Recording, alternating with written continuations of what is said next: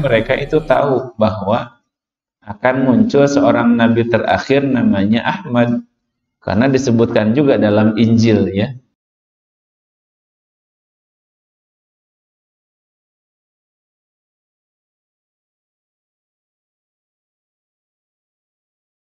Bismillahirrahmanirrahim. Assalamualaikum warahmatullahi wabarakatuh.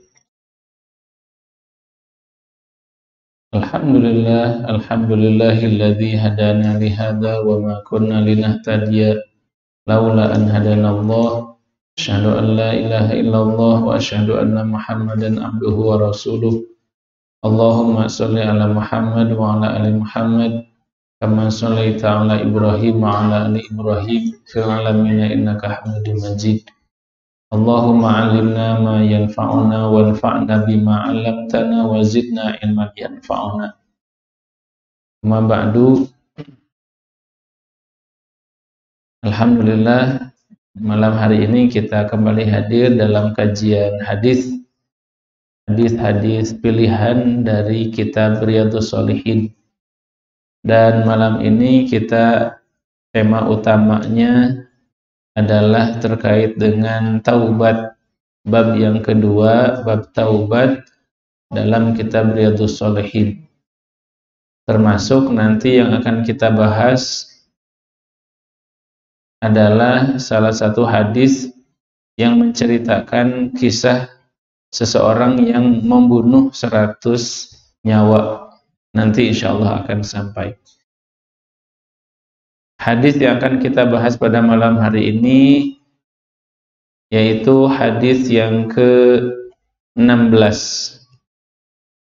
Hadis yang ke-16 dari urutan hadis dalam Riyadhus Shalihin, dan hadis yang keempat dari bab yang kedua, bab taubat. Hadis yang pertama, wa an Abi Musa Abdullah bin Qais al-Ash'ari radhiyallahu anhu anin Nabi sallallahu alaihi wasallam qala. Dari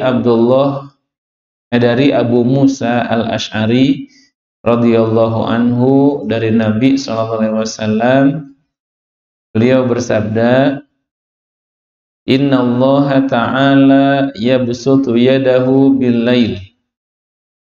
Sesungguhnya Allah Subhanahu wa Ta'ala itu membuka tangannya bil lail pada waktu malam, liyatuba musii'un nahar, untuk mengampuni orang-orang yang berbuat salah di siang hari. Sekali lagi, Allah Subhanahu wa Ta'ala membuka tangannya, ataupun ya bagaimana ya orang kalau misalnya begini ya, membuka tangannya, menyambut dengan gembira di waktu malam, ya, membuka tangannya di waktu malam, liyatuba musii'an nahar, untuk mengampuni orang-orang yang berbuat salah di siang hari.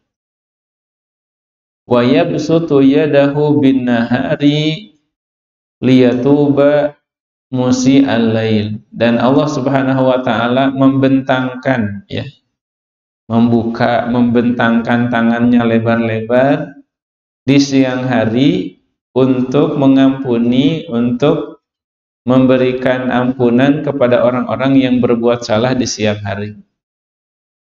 Ya, jadi artinya apa? Artinya Allah Subhanahu wa Ta'ala itu setiap saat, setiap waktu, siang malam, selalu terbuka, ya, selalu terbuka untuk mengampuni orang-orang yang berbuat dosa. Sampai kapan?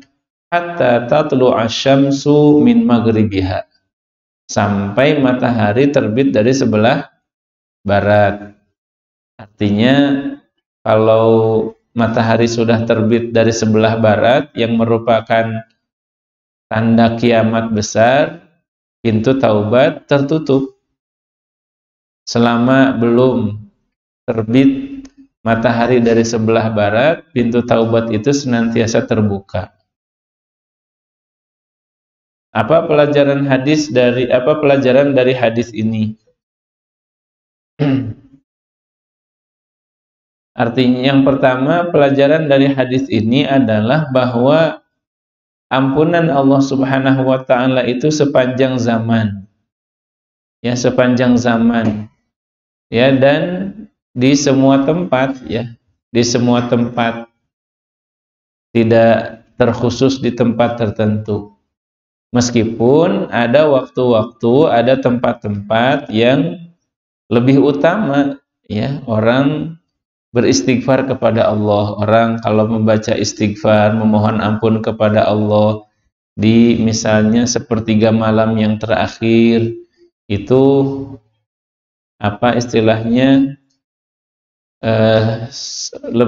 lebih mustajab, ya, lebih utama, ya, beristighfar di sepertiga malam yang terakhir. Begitu juga kalau seseorang berdoa, beramal soleh, beristighfar di bulan Ramadan misalnya, atau di Mekah dan di Madinah, di dua tanah suci, ya. Tapi secara umum Allah Subhanahu wa taala itu pintu taubatnya senantiasa terbuka. Nah, kemudian pelajaran yang kedua dari hadis ini adalah hadis ini menganjurkan kepada kita semua, apabila kita berbuat dosa, maka segera untuk beristighfar. Kalau kita misalnya melakukan dosa, ya, kesalahan di malam hari, buru-buru, ya, bahkan tidak perlu menunggu siang. Banyak banget. Ya, tidak perlu menunggu siang. Ya. Langsung, ya, bertaubat.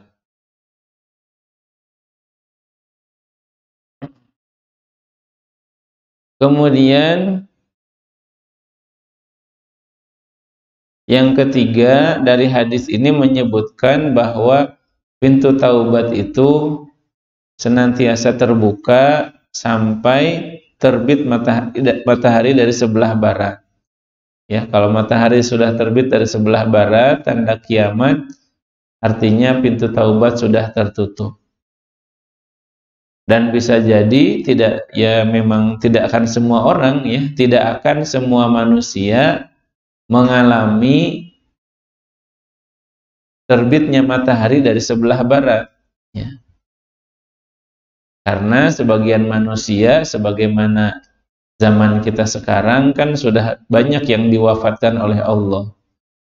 Nah, nanti akan ada hadis, kalau bagi seseorang, bagi personal, bagi individu, kapan pintu taubat itu tertutup? Kata Nabi, malam yugorgir. Malam yugorgir. Seseorang itu taubatnya akan senantiasa diterima oleh Allah, malam yugorgir. Secara bahasa al-gorgoroh, ya, yugorgir. Al-gorgoroh itu apa? Pernah ngelihat nggak? Biasanya kalau orang-orang sekarang jarang. Orang-orang tua tuh, kalau kumur-kumur masukin air ke mulut, kemudian gitu, ya. Pernah lihat? Ya, membersihkan, ya. Iya. Masukkan air ke dalam mulut, kemudian nenggak ke atas, gitu, ya. Meskipun sebagian orang mungkin ngelihatnya jijik, ya, jijik. Ya, itu biasanya orang-orang tua ada yang demikian. Nah, al-gorgoroh itu secara bahasa. Orang memasukkan air ke dalam mulut, kemudian enggak ditelan, ya, untuk membersihkan mulut, kemudian dibuang lagi. Itu al-gorgoroh. Nah, maksudnya pintu taubat itu senantiasa terbuka bagi seseorang selama dia belum nyawanya sampai kerongkongan, ya. Selama belum nyawanya sampai kerongkongan. Artinya apa? Sakaratul maut. Yang orang kalau sudah sakaratul maut, ya, tipis kemungkinan untuk bisa hidup lagi.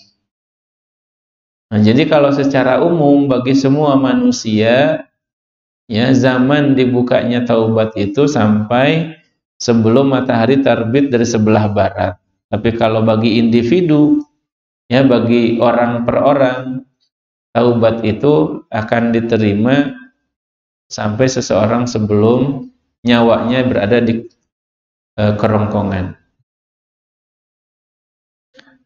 Itu hadis yang pertama. Kemudian hadis yang kedua,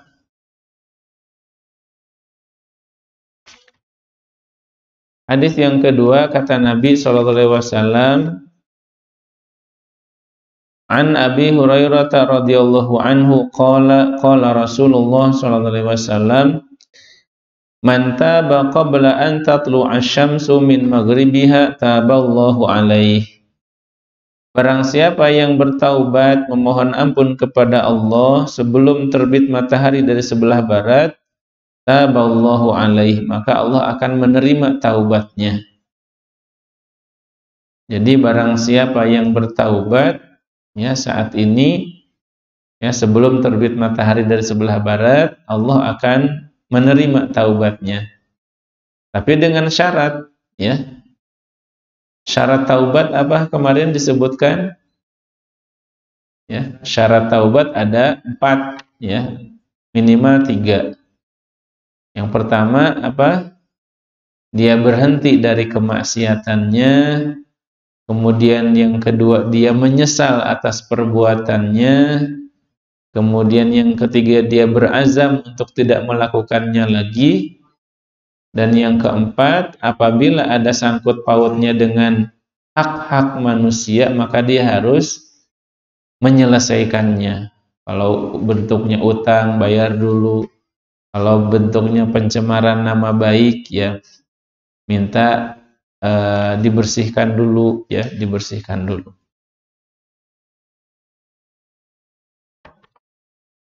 Kemudian hadis yang ketiga, tadi juga sudah disebutkan, hadis hasan an Abi Abdurrahman Abdullah ibni Umar ibn Khattab. Ya, Abdullah bin Umar bin Khattab, ibnu Umar. Ya. Radhiyallahu anhuma anin Nabi sallallahu alaihi wasallam. Dari Ibnu Umar. Ya. Dari Nabi sallallahu alaihi wasallam. Inna Allah azza wa jalla yaqbalu taubatal abdi ma lam yugharghir. Sesungguhnya Allah Subhanahu wa taala akan menerima taubat seorang hamba ma lam yugharghir, selama dia belum al-ghargharah, ya selama sebelum nyawanya sampai di kerongkongan. Ya. Selama dia masih sehat. Kalaupun sakit, mungkin sakit yang biasa itu. Jadi taubat itu senantiasa terbuka. Makanya kemarin kita perlu memperbanyak istighfar kepada Allah Subhanahu wa taala.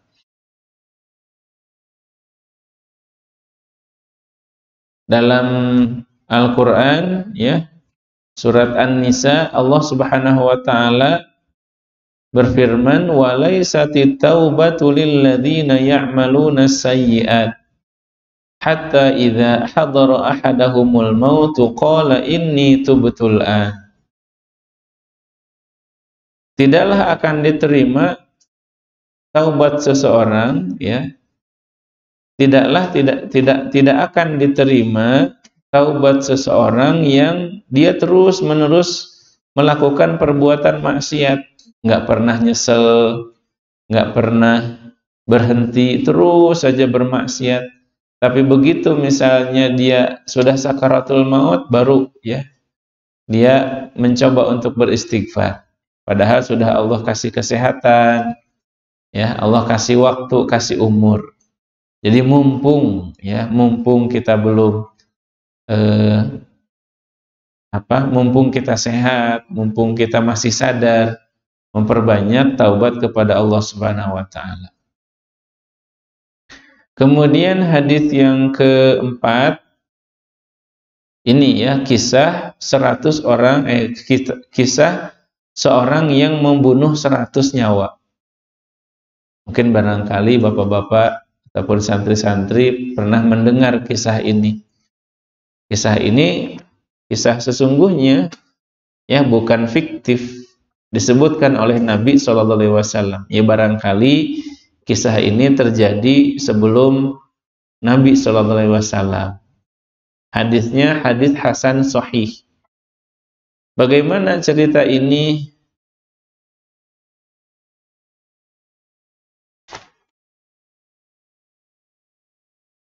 Dalam kitab Riyadhus Shalihin,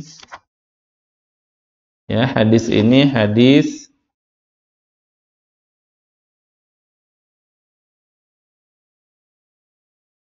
bentar ya.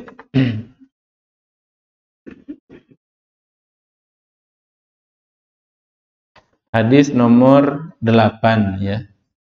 Atau hadis nomor 20 dari keseluruhan hadis kitab.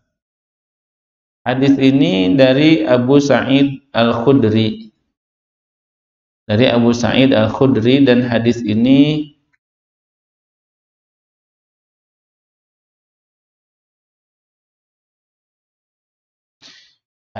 riwayat Imam Bukhari ya. Hadis ini riwayat Imam Bukhari. Bagaimana kisah hadis dari cerita ini? Kata Nabi SAW, kana fi man kana qablakum rajulun qatala 99 nafsan.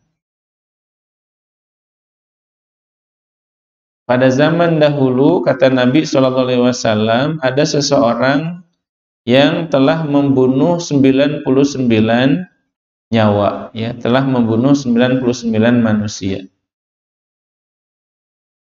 Dan ketika disebutkan 99, ini menunjukkan sangat banyak.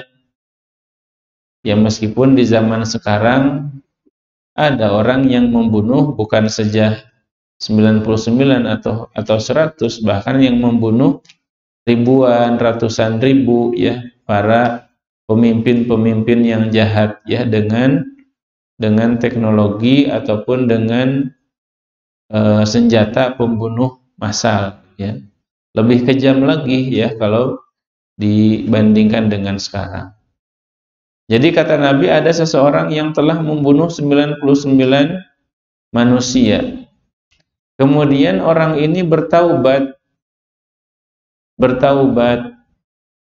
ingin bertaubat dari perbuatannya, maka dia mencari seseorang yang paling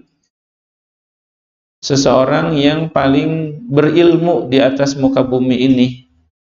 Fadulla ala rahibin. Kemudian orang ini ditunjukkan kepada rahib. Rahib itu apa? Rahib itu, ya, pendeta lah, ya, pendeta Yahudi, rabi, ya, pendeta Yahudi. Kemudian dia mendatangi si pendeta itu. Kemudian dia berkata, wahai pendeta, ya, wahai pendeta, aku telah membunuh 99 manusia, apakah saya bisa bertaubat? Apakah pintu taubat masih terbuka untuk saya? Faqala la. Kata si pendeta ini, karena pendeta ini ahli ibadah, tapi ilmunya kurang. Ya, ilmunya kurang. Dia mengatakan, udah kebanyakan 99. Ya, enggak ada pintu taubat. Kamu tidak bisa diterima lagi taubatnya. Maka apa yang terjadi? Faqatalahu. Langsung aja si pendeta ini dibunuh, ya. Ya, tanggung, ditambah satu lagi jadi 100. Faqatalahu fakamala bihi mi'ah. Ya, dibunuh si pendeta ini. Tsumma sa'ala an a'lami ahlil ardi. Kemudian dia mencari lagi karena dia ingin bertaubat, tetap ingin bertaubat. Maka dia mencari lagi orang yang paling berilmu di atas muka bumi ini. Fadulla ala rajulin alimin. Kemudian dia ditunjukkan kepada seorang ulama. Kalau tadi rohib, ya, rohib itu pendeta ahli ibadah aja di dalam tempat ibadahnya. Tapi yang kedua ini dia ditunjukkan kepada alim. kepada seorang ulama, orang yang berilmu. Hanya di sini letak perbedaan antara orang yang cuma ahli ibadah dengan ahli ilmu, abid dengan alim. Kemudian dia mengatakan yang sama, wahai orang yang berilmu, atau wahai ustadz kalau zaman sekarang, wahai syekh, sesungguhnya saya sudah membunuh 100 orang. Apakah saya masih bisa bertaubat? Faqala na'am. Kemudian dia mengatakan, iya, kamu masih bisa bertaubat. Allah itu Maha Pengampun. Sebesar apapun, sebanyak apapun dosamu, kalau kamu memang mau bertaubat, masih bisa. Wa man yahulu bainahu wa baina taubah. Ya, tidak ada yang menghalangi Allah dari menerima taubatnya orang yang betul-betul mau bertaubat. Kemudian ya, orang yang berilmu ini menasihati kepada si pembunuh 100 orang ini. Intalik ila ardi kadza wa kadza fa inna biha unasan ya'budunallaha ta'ala fa'budillaha ma'ahum. Ya. Sekarang pergilah kamu ke negeri ataupun ke suatu daerah ini, ke suatu daerah. Ya, daerahnya disebutkan. Karena di sana banyak orang-orang yang soleh yang menyembah Allah dan beribadahlah bersama mereka. Ya. Wala tarji ila ardika fa innaha ardu su'in. Dan jangan kamu pulang ya ke negerimu, sebab negerimu itu negeri yang buruk. Nah, ini menunjukkan bahwa kalau kita mau berubah, mau bertobat itu perlu apa? Perlu hijrah, ya perlu lingkungan, ya perlu tempat yang kondusif. Ya, hijrah itu kan tidak mesti dari yang buruk kepada yang baik. Bisa saja hijrah itu dari tadinya baik yang biasa-biasa aja menjadi yang lebih baik, yang luar biasa. Ya, mau belajar Islam, ya kalau tinggalnya di kampung aja, ya mungkin ilmunya sedikit, ya, dan orang-orang berilmunya nggak banyak, maka harus mencari tempat yang di situ ilmunya subur. Mau menghafal Al-Quran, kalau ngafalnya di rumah sendiri, apalagi kiri kanan nggak ada yang menghafal Quran, susah. Ya, maka belajar di tempat yang banyak di situ orang-orang yang menghafalkan Al-Quran. Nah, begitu juga dengan si pembunuh 100 orang ini, kata si ulama tadi, pergilah ke suatu negeri ini, karena di situ banyak orang-orang yang soleh yang menyembah Allah, maka beribadahlah kepada Allah bersama mereka. Dan jangan kamu pulang lagi ke negerimu, karena negerimu itu negeri yang buruk. Ya, sebenarnya negeri itu bukan negerinya yang buruk, maksudnya apa? Penduduk negerinya, orang-orangnya. Kalau bumi Allah itu di mana-mana bumi yang baik. Ya, bumi Allah itu di mana-mana boleh kita sholat, ya. Bumi Allah itu makhluk Allah baik, cuma yang jahat adalah penghuninya. Maka setelah mendapatkan nasihat itu, fantolako, dia pergi ya menuju negeri yang ditunjukkan. Tapi di tengah perjalanan dia keburu meninggal, dicabut nyawanya oleh Allah Subhanahu wa taala. Ya, belum sampai ke negeri yang dituju sudah meninggal duluan. Maka ketika dia meninggal, bertengkarlah ya, berdebatlah dua malaikat, malaikat rahmat dan malaikat azab. Jadi ketika si pembunuh 100 orang ini meninggal di tengah jalan, maka malaikat rahmat, malaikat azab berdebat. Kata malaikat rahmat apa? Kata malaikat rahmat, orang ini sudah bertaubat dan dia sedang menuju kepada Allah Subhanahu wa taala. Dia mau berhijrah. Maka dia ahli surga, kata malaikat rahmat. Sementara ketika malaikat azab berkata, innahu lam ya'mal khairan qattu. Enggak bisa, orang ini belum sholat sedikit pun. Belum berzikir, belum ibadah sedikit pun. Lam ya'mal khairan qattu. Dia cuma baru bertaubat dan mau pergi ke tempat yang baik. Belum sempat sholat, ya, belum sempat beribadah-ibadah yang lain. Kemudian datanglah malaikat yang ketiga, tidak disebutkan malaikatnya. Fa'atahum malakun fi suratin adami. Kemudian datanglah malaikat yang ketiga yang menyerupai manusia. Fi suratin adami. Malaikat yang ketiga, ya, yang dia menjadi hakim, ya, penengah malaikat rahmat dan malaikat azab. Kata malaikat yang ketiga ini bagaimana? Qisu ma bainal ardaini. Ukurlah, ya, jarak orang yang meninggal ini, ya, ukurlah jaraknya ke negeri mana dia lebih dekat. Apakah dia lebih dekat ke negeri asalnya, atau dia lebih dekat ke negeri tujuan, ke negeri yang baik. Isu ma bainal ardaini. Fa ila ayatihi ma kana adna fahuwa lahu. Kalau misalnya si pembunuh 100 nyawa ini, si pembunuh ini lebih dekat ke suatu negeri, maka dia menjadi bagian dari negeri itu. Kalau dekatnya kepada yang buruk, negeri asalnya, dia bagian dari negeri asalnya. Tapi kalau lebih dekat kepada negeri tujuannya, dia menjadi bagian dari negeri tujuannya.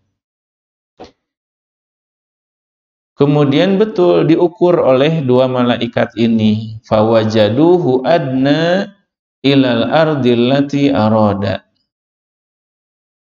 Dan ternyata setelah diukur, ya, ternyata dia itu lebih dekat ke negeri tujuan, ya, lebih dekat ke negeri tujuan. Maka pada akhirnya si pembunuh ini diambil oleh malaikat rahmat nyawanya. Ya, nyawanya diambil oleh malaikat rahmat. Selesai, ya, kisahnya sampai di situ. Ya, kisahnya sampai di situ. Jadi intinya ini keutamaan taubat. Dalam riwayat yang lain disebutkan bahwa kenapa dia dekat ke negeri yang dituju? Allah mewahyukan kepada bumi supaya si bumi ini supaya si negeri yang baik itu untuk mendekat dan si negeri yang buruk supaya menjauh. Ya, ini mudah saja bagi Allah, ya. Ya, mungkin kalau hitungan ukuran kita kalau 100 tahun yang lalu jarak Bandung-Jakarta berapa? Kira-kira sama nggak dengan sekarang? Sama aja, ya. Nggak pernah jarak Bandung-Jakarta jadi dekat gitu kan? Ya. Tapi bagi Allah Subhanahu wa taala mudah saja, ya. Kepada negeri yang buruk supaya menjauh dan kepada negeri yang baik supaya mendekat. Mudah saja bagi Allah, ya. Jadi ini mendekat, yang itu menjauh, bergeser buminya. Ya. Nah, itu hadis yang, dan ternyata, ya, disebutkan juga fawajaduhu ila hadhihi aqrab bisyibrin faghufira lahu. Ternyata jauhnya berapa? Ternyata jauhnya cuma sejengkal bedanya. Ya. Jadi cuma beda sejengkal. Ya, cuma beda sejengkal, dia lebih dekat ke negeri yang dituju. Bukan bedanya 1 kilo, bukan, sejengkal. Ya, beda sejengkal aja menjadi bukti ya bahwa dia itu menjadi ahli surga ataupun dibawa oleh malaikat rahmat.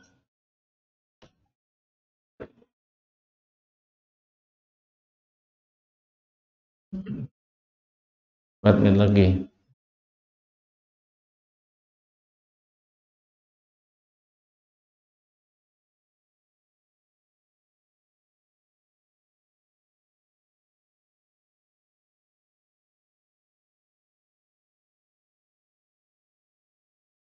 Satu lagi ya hadis ya, meskipun agak sedikit panjang.